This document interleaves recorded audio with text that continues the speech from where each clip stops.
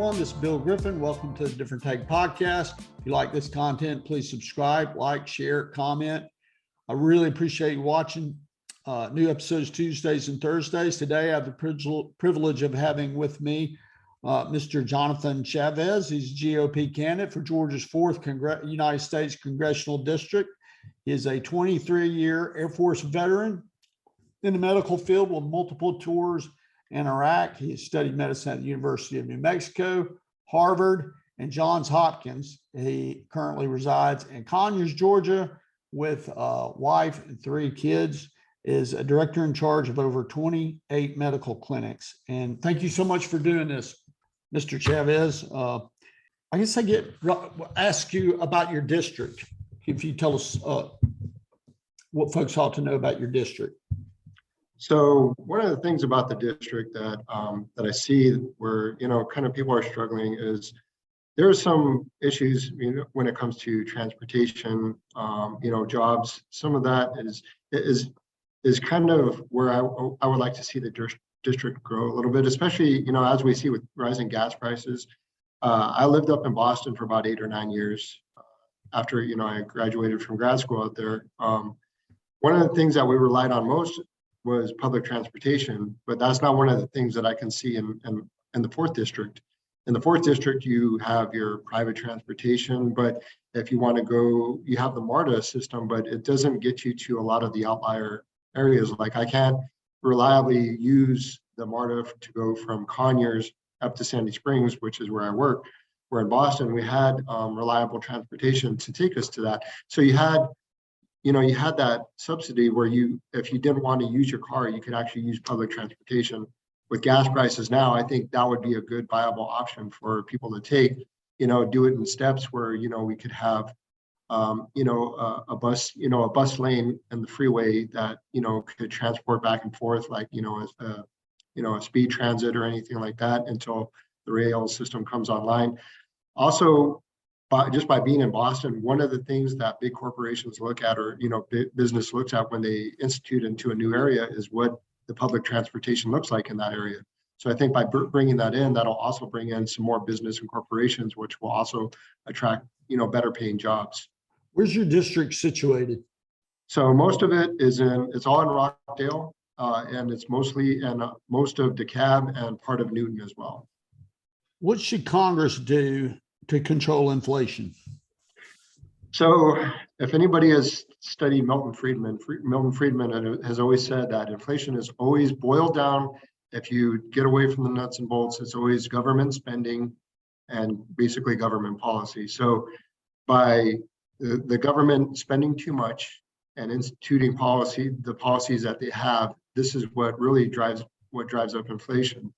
So in order to control inflation a little bit better, what we have to do is do monetary or fiscal responsibility, which means you cannot just give out money just because people like it. I mean, everybody, including me, likes free money. However, what we saw during the pandemic is we saw people getting subsidies to stay at home. Well, when people stay at home, don't work, what happens is our GDP is going to go down because nobody's out producing those goods and services that are needed in order to drive up our GDP. So when that happens, it takes about 8 to 12 months to actually fill that crunch from these goods and services not being produced, which is why we're seeing the increasing inflation that we're seeing today.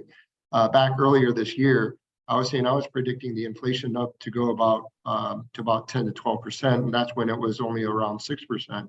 Right now, it's at 9.1%. We have the new numbers coming out this Thursday, which is going to tell whether or not we're going to be in a recession or not. My prediction is that, yeah, we are pretty much in a recession. I don't see how we're really going to avoid it, especially with the irresponsible fiscal spending that we're doing now. So the thing is, they've studied it in Japan in the 1970s when inflation hit then. What they had to do is, it's just something that it's going to hurt the American economy, but it's just something that has happened. Our government has spent too much money, so now we're going to have to pay the price. We're going to have to buckle down, and we're going to have to ride it out in order to get the inflation down. It has nothing to do with corporate greed or anything like that. Essentially, all it boils down to the irresponsibility of the government. I've talked about this in other podcasts, but it's sort of a trick question. and folks on the left, they don't know the answer, or they just don't want to admit exactly what you're saying. But the other aspect of that, the Federal Reserve, the fiscal policies have enabled Congress to do all this spending. They've expanded the money supply so that it's really out of whack now. And it's unfortunate that I don't think many people have lived through this and know what's coming ahead. And I'll try not to insert myself into this too much, but I was curious what your thoughts were on that. So as far as you mean, the Federal Reserve is the money supply will have to shrink. The interest, the Fed Reserve rate will have to go up. They're going to have to tighten the money supply. Yeah, and right now, even with the Federal Reserve raising interest rates, it's nowhere near what they need to do in order to drive this inflation down. They're going up, 3/4 of a percentage point, which is not any. I mean, what they're predicting is it has to go minimum 5% before we can even start to feel some ease from this inflation. So I think what they're trying to do is they're trying to not admit fault. They're trying to divert some of the blame from the Biden administration by just incrementally bringing it up. So because if you bring it up all at once, then everybody feels the crunch, which is actually really what needs to happen. I mean, government just needs to own up to this and say, this is what we need to do. But what they're doing is just doing incremental increases so people don't recognize it as much as like, oh, it only went up, 0.75% this time, or 1 or 2% this time. So, and I it's think both parties. Huh? It's both parties. Yeah. So I mean, that's why I say government, because I mean, right now the Democratic Party is in control, but actually what it really boils down to is both parties really need to talk together and they really need to iron this out. Like right now we have people drawing lines in the sand saying, this is where I stand one way or the other. What they need to really do is focus on what's good for the American people.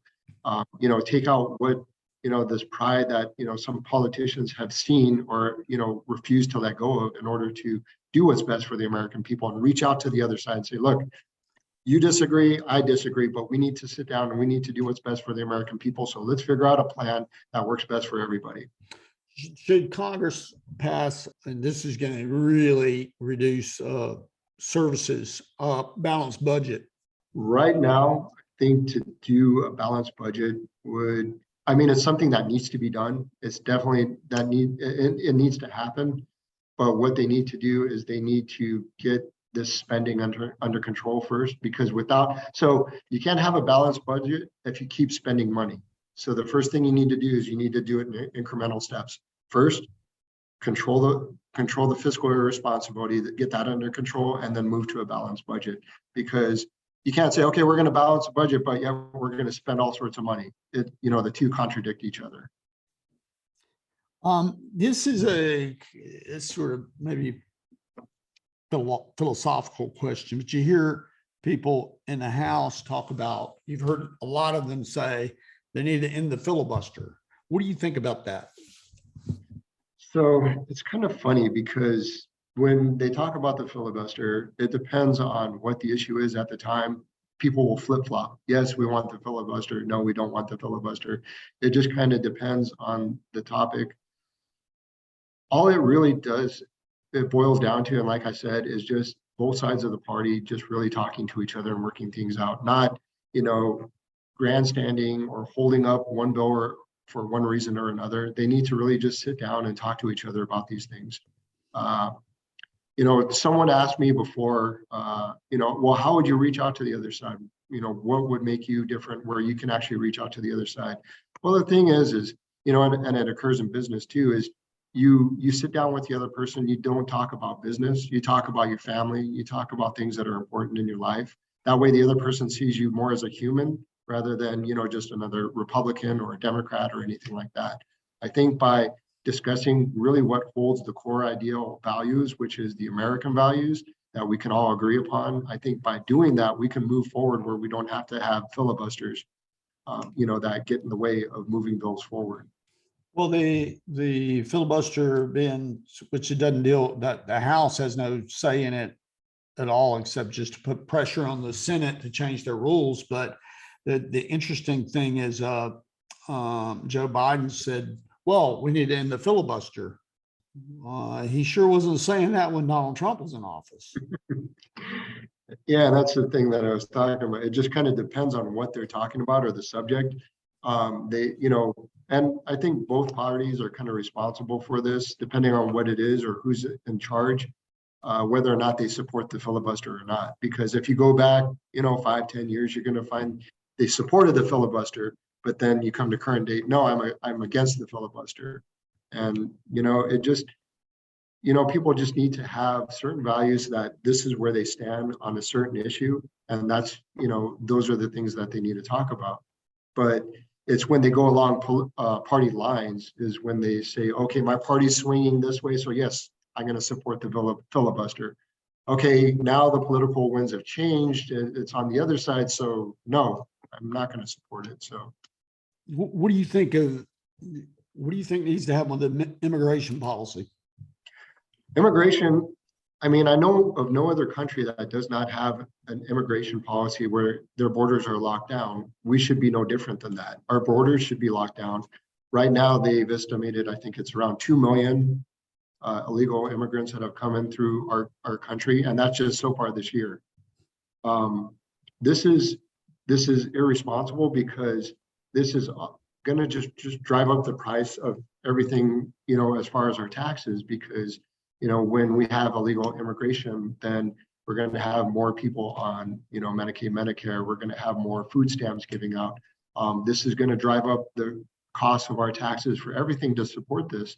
This is why other countries have strict immigration policies, is because, if you come through the traditional means, if you come through the legal way, then yes, then you earn that right to be in this country.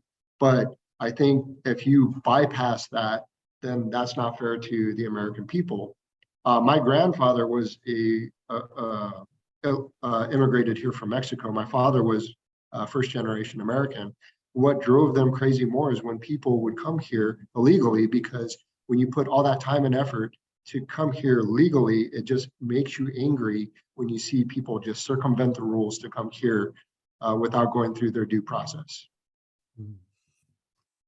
And it probably also, when you do it the right way, people may wrongfully resent you because of your last name. Yeah. Which is kind of sad. But do you think climate change is and this is kind of a silly term, I hate asking this question, but do you think climate change is an existential threat to humanity? I don't think it's an existential threat. The thing is what is, and that term is used a lot, and I don't really, it's never really explained. Well, what do you mean by that? So. Right. I mean, when I was growing up, I remember it was the rainforest. The rainforest, it's an existence. It's a threat. Like if we don't take care of this now, then it was, the ozone layer. We have a hole in the ozone layer. If we don't control that, we're going to burn out. In the 70s, it was overpopulation. Yeah. So it seems like some new climate disaster always comes up every 10 or so year. I personally think that moving to green energy is not a bad idea. However, you have to do it responsibly. That doesn't mean overnight cutting out fossil fuels. It has to be a gradual turn in order to go to green energy, which means you also have to help out the companies, because fossil fuel companies, you can't just say, okay, today we need you. In 5-10 years, we don't need you anymore. So nobody's going to do future investment in future fossil fuels. Whereas if the government would say, hey, over about a 15 to 20 year time frame, when technology catches up with green energy, we would like to transition into green energy, but we would like to help you too. So we would like to do a combination of hybrid, like very little bit green energy, but more fossil fuels, and then just kind of slowly over 20 years go to that. We will also help your company with certain subsidies and, decrease some of the regulations to help you along that path. So that way, as your company grows, our economy will grow, or our climate will grow with it, towards a more green climate.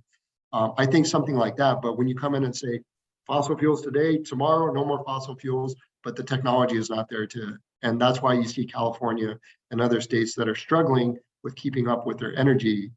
What was it, last summer, I went to California, to Southern California, and when I checked into the hotel, they told me, oh, just to tell you, between the hours of, I think it was like 3 and 5 or something like that, we have a blackout. We have a rolling blackout. So, just to let you know, your air conditioner is going to shut off and everything, which, going out to California is we're not used to that, from Georgia, but in California, that's what they deal with because they tried to go to wind energy. And, they didn't do something more effective by a transition hybrid policy like that. When you hear people, if they really believe that climate change is an existential threat to humanity, you couldn't have the price of gas high enough. Right? Right. But so the two, when you say that and you say, oh yes, but I want lower prices, the two concepts are in conflict, the two concepts. But there's also the problem with most people. When you talk about heat or cold, the cold kills a lot more people than the heat. So you need energy to stay warm. So if you really cared about humanity, you would want less expensive energy. So I mean, what do you think about that? So as far as, so what you're saying is like, what we need to expend more is making sure that we survive during the colder months rather than, the warmer months. I mean, because you never hear about the heat wave that decimated, the population, but you always hear about the ice age that decimated a lot, of the animals and, the population that was on the earth at that time, which is very true. Humans are able to survive and adapt to, multiple like climates. However, it is the cold that will really take us out the fastest. Well, you have this recessionary period and inflationary period that we're going through, then you can have people that could literally freeze to death because they can't pay their heating bills and so forth. Yeah, and that's the thing. So when when in the hotter times, yeah, it's going to be uncomfortable and it's not going to be very pleasant. However, it's what the cold that can do. That, I mean, that can really that can take you out. That can kill you. And I don't think people are thinking about that when they think about energy conservation policies. As far as making sure we get through the winter months versus surviving the summer, because now what the news is blasting a lot is, oh, this is the hottest summer on record, everything like that. Yeah, it's hot, but we can go out, we can go to the pool, we can get fans. However, when it comes to the coldest times of the year and we don't have energy to heat, then that's when things are really gonna hurt. So this was an interesting question, I thought, on the ballot in Georgia, on the Democrat ballot, and 85% responded yes. The question was, should the United States remove obstacles to economic advancement by forgiving all student loan debt? What do you think about that? That is just, it's irresponsible because, I mean, you can see the institutions I went to. So I have student loan debt. Of course, I would love to have it paid off. Actually, I do, because I was in the military. There are military programs that are helping me pay that off, but they're not completely obliterating that. But I also had to pay for that by my time served in the military. That's how I knew early on I was going to be going through college. I had to figure out a way to pay for it. What happens is when people just jump in and they say, I have to go to college no matter what, and they get these degrees that don't transfer out on the outside, and then they say, oh, well, now my degree didn't do anything for me. I can't get a job. The government needs to help me. The government needs to look at some of these institutions that are pumping out these degrees that aren't really transferring on the outside, but at the same time, we have to be responsible for the things that we do. As my dad said, your actions are always a direct reflection on everything that's going to affect you. So if you choose to do something, there's going to be an action that could be detrimental to you. So if I choose to go to a college institution or get a college degree that I didn't research and I didn't plan to see what I was going to do with that degree, then I'm going to have to be responsible for that debt. And I think a lot of people are just going to have to be responsible for that debt. Now, there are some predatory institutions out there that, give false data. Those should be investigated as well, because if institutions are inflating, what they can, their job placement numbers are, then yeah, they should be held liable for that. But it should be that institution that should be paying back those tuitions. What do you think the big issues that Congress needs to address right away? Well, you might have already talked about them. Yeah, some of them, I mean, the economy, the inflation, like gas prices. When it comes to gas, what we need to do is we need to institute policy that brings it back to America. When we canceled the pipelines here in the US and we supported pipelines overseas, when we cancel and we put regulations on drilling offshore here in America, those are things that are going to drive up gas prices. So when we cancel anything that can help lower the gas prices now, and then we turn around and wonder, why is gas so high? Well, it's because of the regulation of the policies that instituted that don't allow for gas to be as low as it is. Those are some of the things that really need to be focused on right now. Education is another thing. So what we see here in education is we don't see really teachers focusing on, our history or being proud of being American, really. It seems that more people are transferring to these agendas that aren't really pro-American. Because of that, that's why my wife and I have decided to homeschool our children, because we want to teach them with religious and educational and American values that we feel is important, both to our country and to our religious beliefs. I think if we were to take the subsidies that we give to the school system, take that back and give that to homeschoolers or charter school systems, I think then the public school system will have to really reevaluate what they're doing and the teachers that they hire.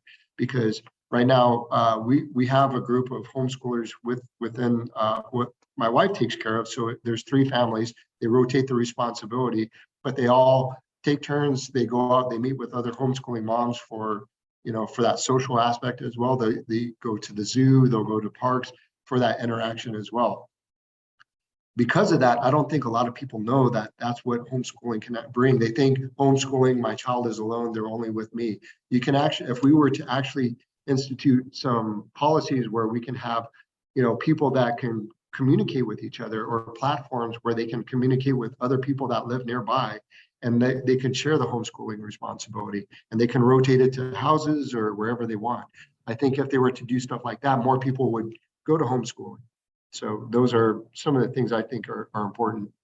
I thought it was interesting when 85% of these respondents said, yes, we should forgive all student loan debt. It doesn't say college, actually, but you assume that's what it means, because people don't have debt from private K through 12 schooling. It seems to me that's a poll that would support what you're talking about, school choice. But that's really not the federal government's. I think it'd be a great idea, but there's a lot of resistance to it, because I think people want to indoctrinate kids in the local level. There's really not much role what role would the federal government be in regards to school choice vouchers and that sort of thing? I think it should be taken back to the state level, because if you have federal government getting too big and making those types of decisions, then the American people are left with only one choice. However, if you bring it back to the state level, the people have the choice to vote on that, and they can choose the states where they want to live that support their decisions. So I don't think the federal government should have much of a role, if any at all, in that. In education. In education. Yeah, I think it should be brought back to the state level for that reason. Well, do you think there should be some sort of national law regarding abortion? So abortion, Some people think that. Yeah, I don't agree that there should be a national law with that. Again, just like education. So what the Supreme Court did with the overturning of Roe versus Wade, all it did was put it back on the state level. by having the Supreme Court ruling for so many years saying that this is what was allowed, then it was something that the states really couldn't override. However, if the Supreme Court overturns that, it just basically turns it back to the state level. So now people who feel very passionately about that, they can live in states or areas where it's allowed. Me personally, I do not agree with abortion. I would rather see that abolished altogether. No matter how you boil it down, there was a study that came out from Johns Hopkins in 2017 where all the scientists agreed that life begins at conception. And there was a white paper that was released in 2017 that said life begins at conception, that once conception happens, that embryo has a separate DNA structure from its mother. So that in turn actually identifies it as a separate human or a separate being from its mother. So to say that we have the right to kill that being, that is something I disagree with altogether, because people say we need to abide by the science. However, when the science comes out and says this is what it actually means, people say, no, that's not right. It's just an embryo or it's just a fetus, which I don't agree with. But back to your original question, no, it shouldn't be something at the federal level. It should be taken back to the state level. That's a very good point. I think a lot of folks that agree with you are not going to be happy that their state there won't be, you got to get the votes to prohibit it outright. And I just interviewed a candidate for state Senate, but he's pretty active in the Republican Party. So he's a Republican running for state Senate. And he's telling me that he doesn't think there's any political appetite to change the law at all. So if you're staunchly pro-life and take that position, I guess what I'm getting at is people have their hair on fire that they think it's going to be prohibited, when the truth of the matter is very few states will do, I think will do that. Even though I agree with you, folks like us are not, we're outnumbered. That's what I'm getting at.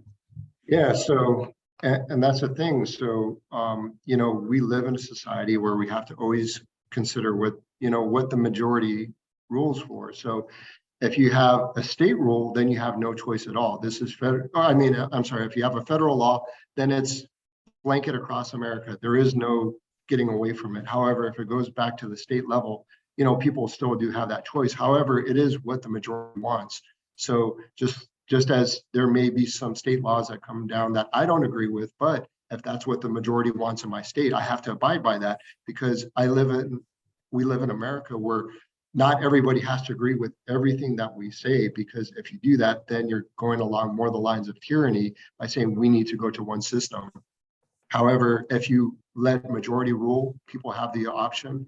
I'm sure California, New York is going to be one of those states that, abortion will be legal. There could be some other states that pop up as well. But, but at least it's in the choice of the American people to make their voices heard. What do you think about a national voting laws that they did? In other words, they supersede the state laws on voting, the procedures and so forth.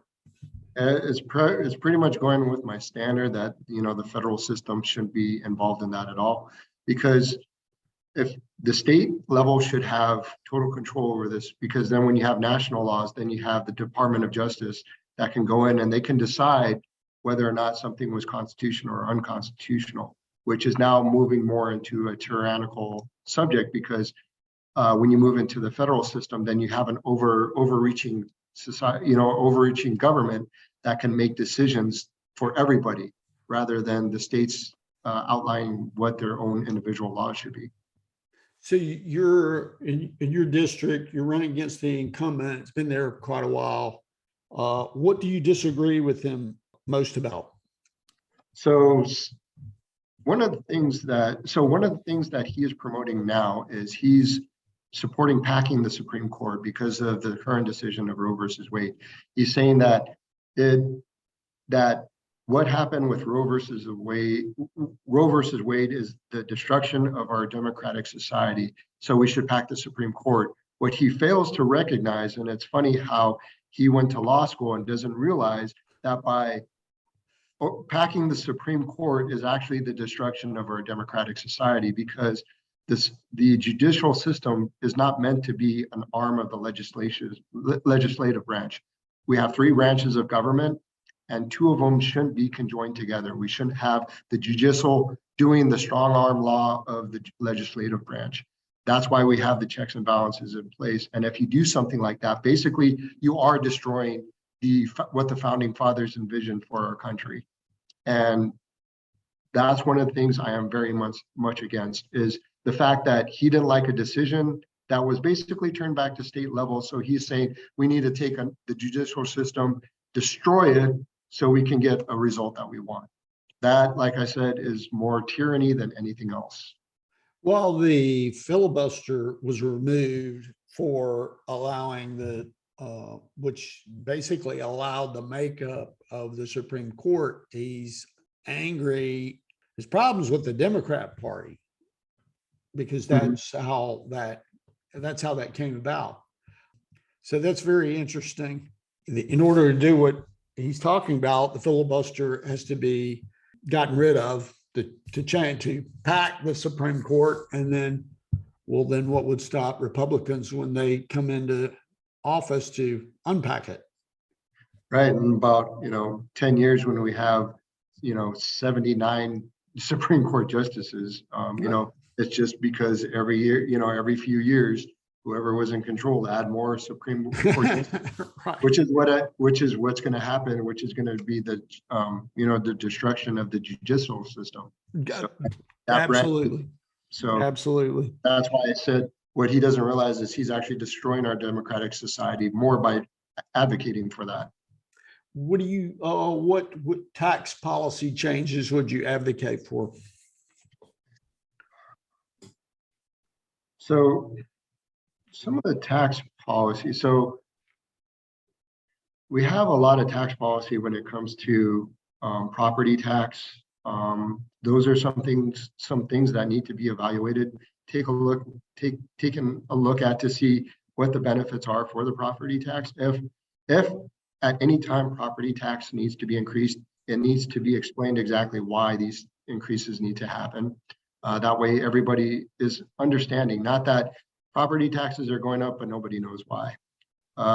One of the things that I constantly hear about is corporate tax, which really there is no real corporate tax. Basically, when Democrats say, oh, we're taxing the corporations, basically all they're doing is adding to the overhead for the prices of the goods and services we pay for.